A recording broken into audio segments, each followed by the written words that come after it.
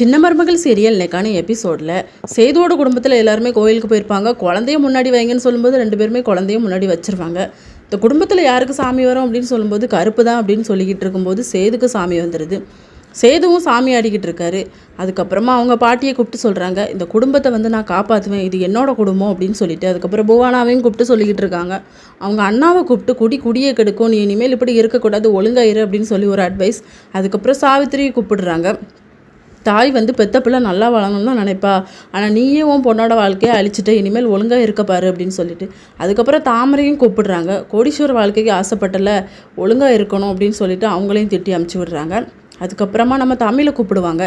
செய்யாத தப்புக்கு நீ தண்டனை அனுபவிச்சிட்ருக்க, கூடிய சீக்கிரம் உண்மை எல்லாமே வெளியே வரும், அப்போ அசல் எது உண்மை எதுன்னு சொல்லி எல்லாருக்குமே தெரிய வரும் அப்படின்னு சொல்லிட்டு ஈஸ்வரி முகமே ஒரு மாதிரி ஆயிடுது. ஐஸ்வர்யாவும் பயந்துட்டு தான் இருக்காங்க. அதுக்கப்புறம் நம்ம தான் சொல்லிட்டு ஈஸ்வரி பயந்துட்டு இருக்கும்போது ஐஸ்வர்யாவை போக சொல்லுவாங்க. அவங்கனா போக மாட்டேன்னு சொல்லி பயப்படுவாங்களா, என்னை கண்டு நீ எதுக்கு பயப்படுற, தப்பு செஞ்சவங்க தான் பயப்படணும், நீ எதுக்கு பயப்படுற, வரமாட்டியா நீ அப்படின்னு சொல்லி திட்டுறாங்க. அதுலேயே அந்த ஐஸ்வர்யா மயக்கம் போட்டு விழுந்துடுறாங்க. அவங்களுக்கு தண்ணியை தெளித்து அதுக்கப்புறம் எழுப்பி விடுறாங்க. இதோட இன்னைக்கான எபிசோட் முடியுது.